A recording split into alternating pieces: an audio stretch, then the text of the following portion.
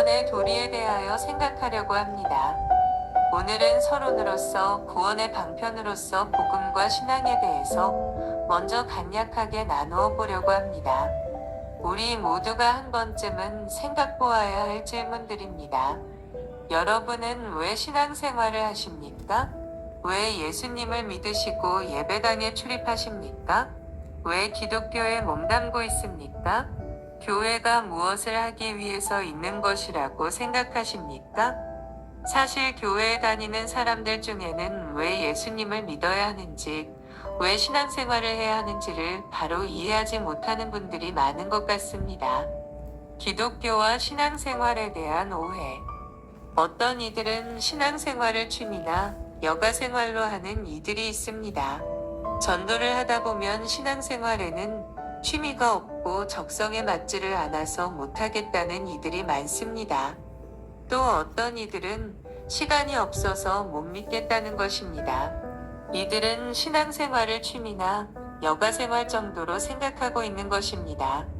심지어 교회에 몸담고 있는 이들 가운데도 신앙생활을 취미생활이나 여가선용 혹은 서클 활동 정도로 생각하는 이들이 상당수 있습니다.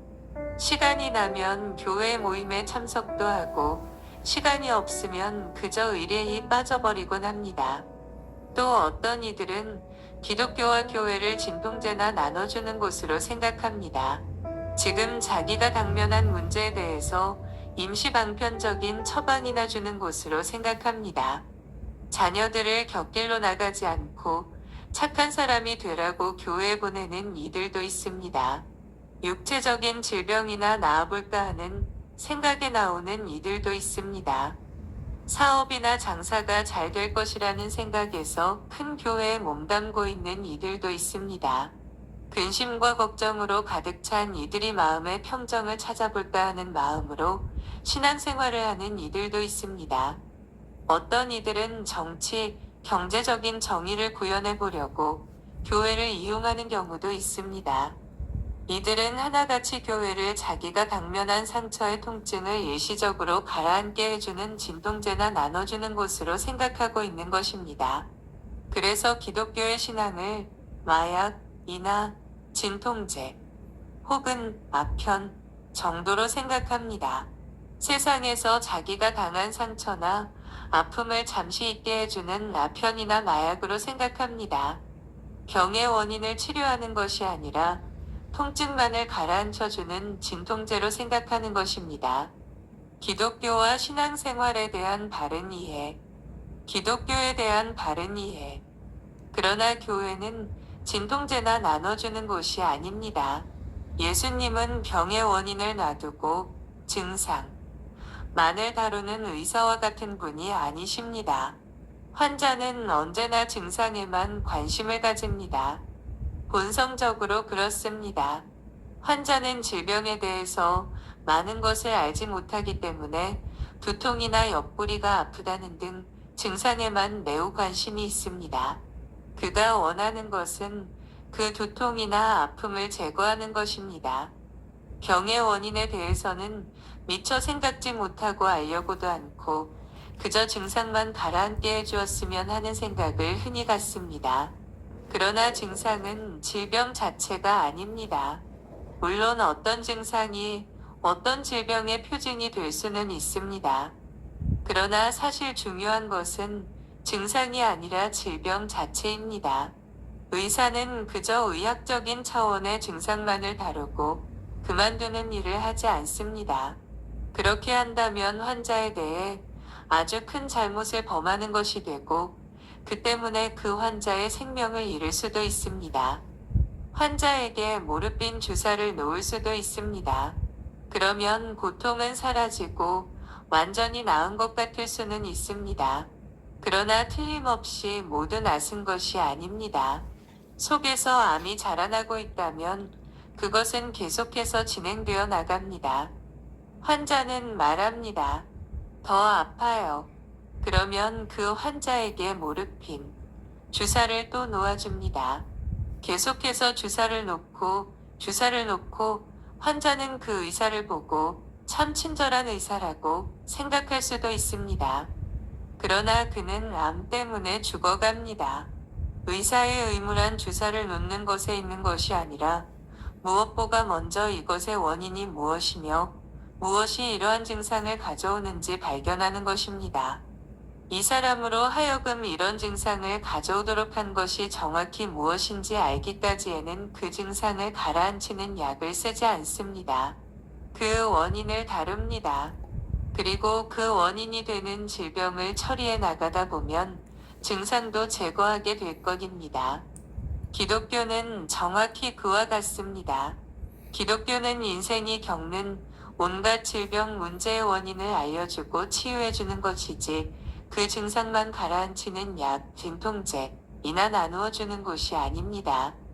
인생이 앓고 있는 온갖 문제에 대한 근본 원인을 알려주고 치유해주는 곳입니다.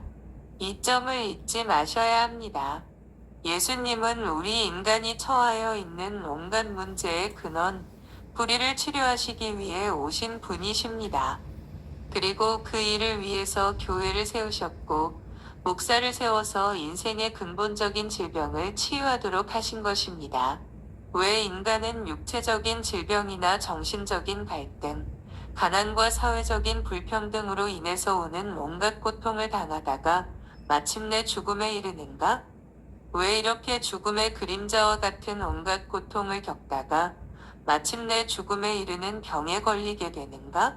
그 근본적인 원인이 무엇이고 어떻게 그러한 죽음에 이르는 병에서 치유함을 받을 수 있는지를 가르쳐주고 실제로 치유하여 주시기 위하여 교회를 세우신 것입니다. 예화입니다. 죽음의 목전에서 굶주린 배를 채우기 위해서 정신이 없는 소년의 모습입니다. 어떤 소년이 숲속에서 맹수에게 쫓기고 있습니다. 굶주린 맹수는 소년을 잡아먹기 위해서 맹렬하게 추적하고 있습니다.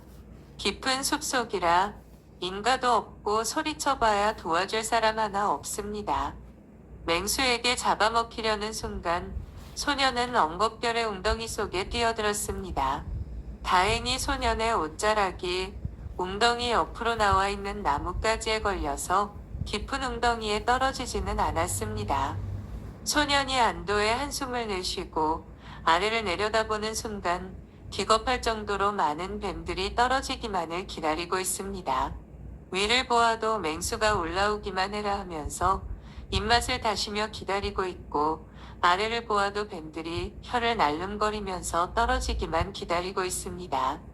그런데 설상가상으로 소년의 옷가지가 걸려있는 나뭇가지마저 한 번은 흰 쥐가 와서 갉아먹고 한 번은 검은 쥐가 와서 갉아먹습니다. 그런데 웬걸 소년의 옷이 걸려있는 나뭇가지의 이름도 모를 열매가 열려 있습니다. 소년은 며칠을 굶었는지 줄인 배를 채우기 위해서 그 열매를 따먹느라 정신이 없습니다. 죽음을 앞둔 시한부 인생이면서도 우선 줄인 배를 채우기 위해서 열심히 열매를 따먹고 있는 이 소년의 모습은 마치 죽음이라는 병에 걸린 우리 인생들의 모습과 같습니다. 검은 쥐와 흰 쥐는 낮과 밤이 교차되는 것을 상징합니다. 낮이 되고 저녁이 되어 시간이 흘러갈수록 죽음을 향해서 한 걸음씩 나아가고 있는 것입니다. 우리 모든 인생은 이 소년과 같이 사형 선고를 받은 시한부 인생을 살고 있는 것입니다. 그러면서도 죽음이라는 병을 치유함 받는 것에는 관심이 없고 우선 줄인 배를 채우기 위해서 동분서주합니다. 예수 믿으라고 하면 벌어먹고 살기도 힘든데 무슨 예수를 믿을 시간이 있느냐? 며 단호하게 거절하는 사람들이 참으로 많습니다. 어떤 이는 예수님을 믿겠다고 교회에 출입하지만 줄인 배를 채우기 위해서 나오는 이들도 있습니다. 육체적인 질병이나 좀 나아볼까? 마음이나 좀 잡고 선량하게 살아볼까? 하는 등 자기가 우선 안고 있는 당면한 문제 하나만 해결해볼까 하는 생각에서 교회를 출입하는 이들이 많습니다. 어떻든 교회 밖에서 벌어먹고 살기 위해서 예수님을 못 믿겠다고 하는 사람이나 교회 안에 들어와 있지만 자기가 지금 직면한 문제 하나 해결해 보겠다고 하는 사람이나 똑같이 줄인 배를 채우기 위해서 열매를 따먹고 있는 소년의 모습과 다를 바 없습니다. 교회는 무엇을 위해서 세우셨는가? 기독교와 교회는 죽음에 이르는 병에 걸린 인생들에게 증상만 잠시 가라앉게 해주기 위해서 있는 것이 아닙니다. 육체적인 질병이나 정신적인 갈등, 경제적인 불균형, 전쟁과 싸움, 온갖 죄악과 같은 것들은 죽음에 이르는 병에 걸렸다는 다양한 증상에 불과합니다. 하나님께서 교회를 세우신 것은 증상만 일시적으로 가라앉게 해주기 위해서가 아닙니다. 죽음에 이르는 병의 증상이 나타나게 된 근본적인 원인인 죽음에 이르는 병 자체를 치유하기 위해서 세우신 것입니다. 그런데도 죽음에 이르는 병에 걸린 환자들인 우리 인간들은 자꾸 죽음 자체에 대한 치유를 받으려 하지는 않고 증상들만 잠시 가라앉게 해주기를 원하고 구합니다. 자신이 직면하고 있는 크고 작은 인생의 문제를 해결하기 위해서 동분서주하며 예수님을 못 믿겠다고 하는가 하면 예수님을 믿겠다고 하면서도 자신이 직면한 문제를 해결받기 위해서인 사람들도 많이 있습니다. 그러나 크고 작은 인생의 문제들이 있게 된 그 원인이 되는 죽음의 문제를 치유함받기 위해서 예수님을 믿겠다고 하는 이는 그리 많지 않은 것 같습니다. 하나님께서는 기독교를 이러한 증상들이나 잠시 있게 하는 모르핀, 주사를 놓아주라고 세우시지 않으셨습니다. 병 자체인 죽음을 치유하여 새 생명을 주시기 위해서 교회를 세우셨습니다. 교회는 죽음의 병에 걸린 인생들을 치유하여 새 생명을 주기 위해서 있는 것입니다. 교회는 단순히 증상으로 나타나는 인생고의 한 부분을 삼해주고 모르핀, 주사나 놓아주어서 잠시 통증만 사라지게 해주기 위해서 있는 것이 아닙니다. 죽음에 직면한 인생들에게 새 생명을 주기 위해서 세우신 것입니다. 따라서 적어도 교회에 나아온 우리는 크고 작은 증상만 가지고 실랑이를 하거나 통증을 가라앉히는 모르핀, 주사나 놓아주라는 식으로 고집 피우지 말아야 합니다. 우선 내게 있는 크고 작은 인생의 문제들이 왜 있게 되었는가? 그 원인을 의사이신 예수님께 잘 들어야 합니다.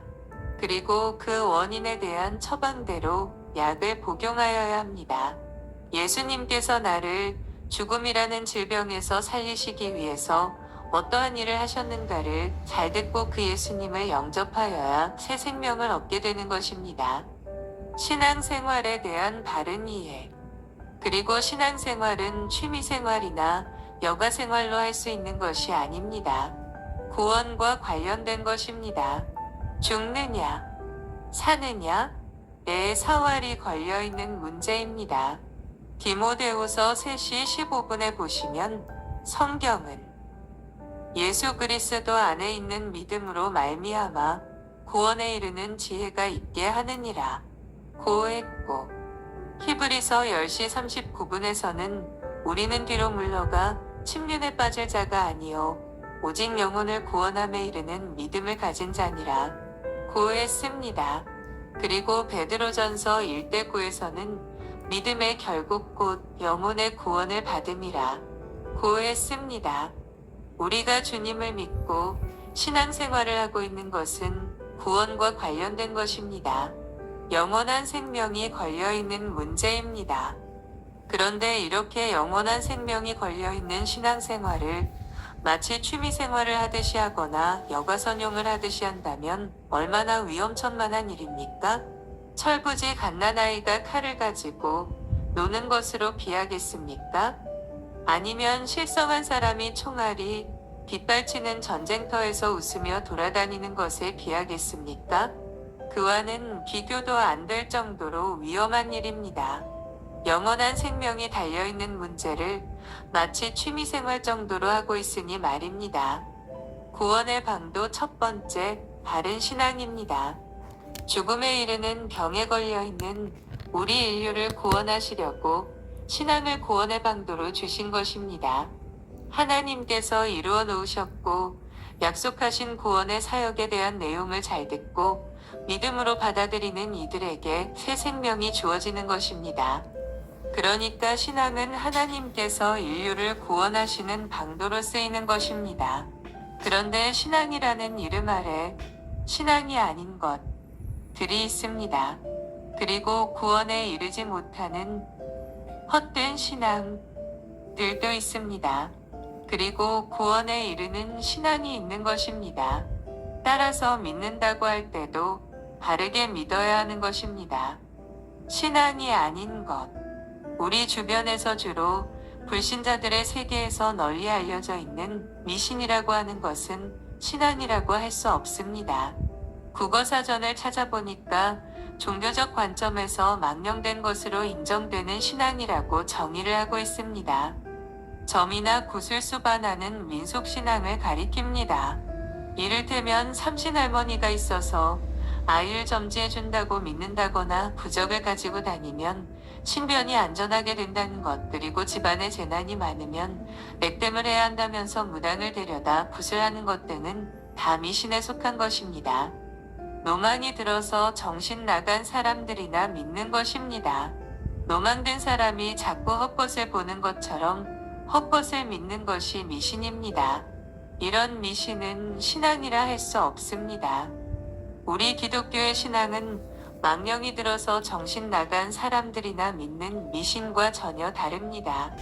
분명한 이성의 작용과 분별력을 사용하여 믿는 신앙인 것입니다.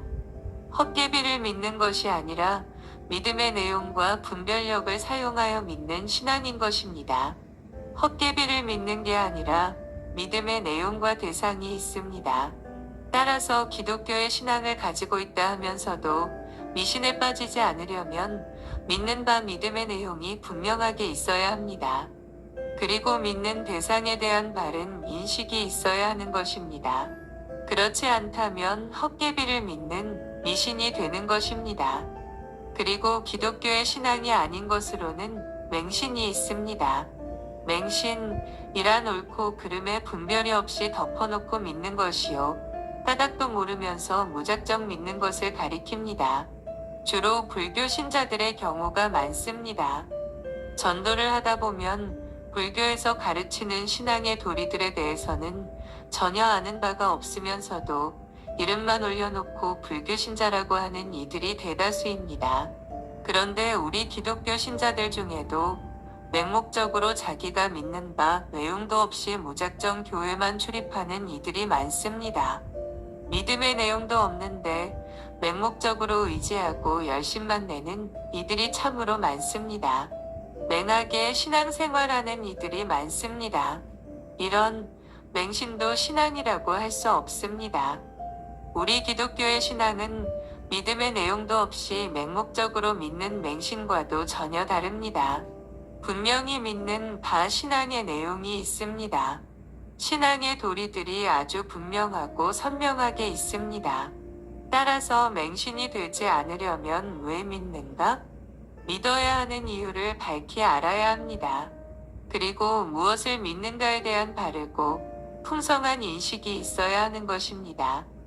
헛된 신앙. 고전 15:2. 신앙은 신앙인데 구원에 이르지 못하는 헛된 신앙들도 있습니다. 오늘 본문 고린도전서 15장 2절에 보시면 너희가 만일 나의 전한 그 말을 굳게 지키고 헛되이 믿지 아니하였으면 이로 말미암아 구원을 얻으리라고 했습니다. 헛되이 믿지 않아야 구원을 얻는다고 했습니다. 그러니까 헛되이 믿으면 구원을 받지 못한다는 말이 됩니다. 전혀 안 믿는 것이 아니라 믿기는 믿지만 헛되이 믿는 자들이 있다는 말씀입니다. 이 말씀은 성경 전체의 가르침입니다. 믿는다고 하면서도 정작 구원에 이르지 못하는 헛된 믿음을 가진 자들이 있습니다. 마태복음 7시 21분 말씀을 보시면 나더러 주여 주여 하는 자마다 천국에 들어갈 것이 아니오라고 하셨습니다. 그래서 오늘 본문 고후 13:5 말씀에서는 너희가 믿음에 있는가 너희 자신을 시험하고 너희 자신을 확증하라고 했습니다. 여기서 시험하다는 말은 페이라조라고 되어 있습니다. 이 말의 뉘앙스를 살려서 번역하면 객관적으로 시험하다는 뜻입니다. 다른 의미로서는 자세히 조사하다라는 뜻도 있습니다. 그리고 확증하다는 말은 원문에 도키마조라고 되어 있는데 그 뜻은 시험하여 입증하다 혹은 시험 후 인정받다는 뜻입니다. 결국 우리는 우리 자신이 믿음에 있는지 객관적으로 시험하고 인정을 받아야 하는 것입니다. 그렇지 않으면 너희가 버리운 잔이라고 했습니다. 여기서 버리운 자라는 말은 원문에 인정받지 못한 자라는 뜻입니다. 객관적으로 정당한 신앙으로 인정받지 못한 자는 버리운 자입니다. 나로서는 열심히 신앙생활을 하는데 정작 하나님 앞에서 객관적으로 인정받는 정당한 신앙이 아니라면 얼마나 비극적인 일이겠습니까? 마 7시 23분 말씀해 보시면 그때 내가 저희에게 밝히 말하되 내가 너희를 도무지 알지 못하니 하리라고 했습니다. 그리고 사대교회는 살았다 하는 이름은 가졌으나 실상은 죽은 교회라고 하셨고 라오디게아 교회의 경우는 스스로 부여하여 부족함이 없다고 하였지만 예수님이 보시기에는 헐벗고 굶주리고 있다고 지적하지 않았습니까? 그리고 약 2시 14분 말씀에서는 믿음이 있노라 하고 행함이 없으면 무슨 이익이 있으리요? 그 믿음이 능히 자기를 구원하겠느냐? 고했습니다. 따라서 우리는 우리 자신을 객관적으로 시험하여 주님 앞에 인정받는 정당한 신앙에 거하고 있는지 확인하여야 하는 것입니다. 자기 주관적인 착각에 빠지는 것은 비극입니다. 우리는 자신이 참 구원에 이르는 신앙을 가지고 있는지 아니면 구원에 이르지 못하는 헛된 신앙을 가지고 있지는 않는지 분별하고 확증해야 합니다. 기적신앙이나 일시신앙 혹은 역사신앙은 아닌지 잘 분별하여야 합니다. 구원에 이르는 바른 신앙을 가지고 있어야 합니다. 구원의 방도 두 번째는 바른 복음입니다. 하나님께서 우리에게 주신 구원의 방도 중에 또 한 가지는 복음입니다. 하나님께서 구원에 필요한 것들을 담아서 우리에게 제시해 주신 것은 복음이라고 합니다. 하나님께서 제시해 주신 이 복음의 내용을 잘 듣고 믿어야만 구원을 받는 것입니다. 로마서 1시 16분 말씀해 보시면 복음은 모든 믿는 자에게 구원을 주시는 하나님의 능력이 됨이라고 했고 에베소서 1시 13분 말씀에서는 그 안에서 너희로 구원의 복음을 듣고 그 안에서 또한 믿어 약속의 성령으로 인치심을 받았으니 라고 했습니다. 앱 3대 6 말씀에서는 복음으로 말미암아 그리스도 안에서 함께 후사가 되고 함께 지체가 되고 함께 약속에 참여한 자가 됨이라고 했습니다. 복음의 내용을 믿음으로 구원받는 것이지 그저 교회만 출입한다고 구원받는 것이 아닙니다. 복음의 내용을 충분히 듣고서 믿어야 구원을 받습니다. 어떻게 하든지 교회에 나오기만 하면 구원을 받는 게 아닙니다. 누군가를 통해서 초청을 받아 교회당에 나와 예배모임에 참여하였다고 하나님의 자녀가 된 것은 아닙니다. 구원받은 것이 아니라는 말씀입니다. 구원의 도리를 제시하고 있는 복음을 충분히 듣고서 그것을 자기의 것으로 받아들여야 합니다. 그 복음의 내용을 믿음으로 받아들일 때에 비로소 구원의 효과가 발생하는 것입니다. 하나님의 자녀가 되고 하나님 나라의 백성이 되는 것입니다. 그래서 예수님께서도 때가 찼고 천국이 가까웠으니 회개하고 복음을 믿으라고 하셨습니다. 교회는 출입하면서도 복음을 충분히 듣지 못하여 자기가 그것을 믿음으로 받아들이지 않는다면 그 사람은 구원받은 사람이라고 할 수 없습니다. 교회는 출입하지만 복음의 내용을 믿음으로 받아들인 자라는 위치에서가 아니라면 그에게 구원의 효과가 발생하지 않는 것입니다. 새 생명을 얻지 못한다는 말씀입니다. 가장 먼저 깨달아야 할 신앙의 도리. 따라서 교회에 몸담고 있는 성도들이 가장 먼저 깨달아야 할 도리는 바로 구원의 도리를 제시하는 복음의 내용입니다. 가장 기본적인 구원에 필요한 도리들을 담고 있는 최소한의 복음의 내용이라고 들어야 합니다. 그리고 그 복음을 믿음으로 받아들여야 합니다. 물론 복음의 내용을 포괄적으로 더욱 깊이 깨달아가야 하는 것이지만 우선 구원에 필요한 기본적인 내용이라도 깨달아야 하는 것입니다. 복음에 대한 깨달음이 없고 믿음으로 받아들이지 않고서는 무작정 교회만 출입하다거나 다른 목적을 가지고 교회에 몸담고 있다면 그 사람은 구원의 혜택을 받지 못하는 것입니다. 교회를 다니면서도 구원의 혜택을 입지 못한다면 아무리 여타의 다른 유익을 얻는다 해도 불행한 일입니다. 교회에 몸담고 있는 분들은 가장 우선적으로 자신이 구원받은 자인가를 확인하는 데에 가장 관심을 가지십시오. 구원에 필요한 도리들을 담고 있는 복음을 깨닫는 데 힘을 기울이십시오. 왜 예수님이 이 땅에 오셨는가? 그리고 왜 교회를 세워서 예수님을 믿으라고 하는가? 나는 왜 예수님을 믿어야 하고 교회에 다녀야 하는가? 내가 믿고 있는 신앙의 내용은 어떤 것들인가? 나는 구원의 도리를 담고 있는 복음에 대해서 구원에 필요한 만큼 깨닫고 있는가? 신앙생활을 하는 성도들이 가장 먼저 확인하고 깨달아야 할 복음의 내용입니다. 복음에 대한 깨달음과 신앙을 가짐으로 구원받은 자여야 성령님의 인도하심을 받아 신령한 삶을 살 수 있는 것이요. 하나님께 예배하는 무리 가운데 참여할 수 있게 되는 것입니다. 그리고 교회를 이루며 시대적인 사명에 참여할 수 있게 되고 삶의 전 영역에서 하나님 나라를 구현하는 삶을 살 수 있게 되는 것입니다.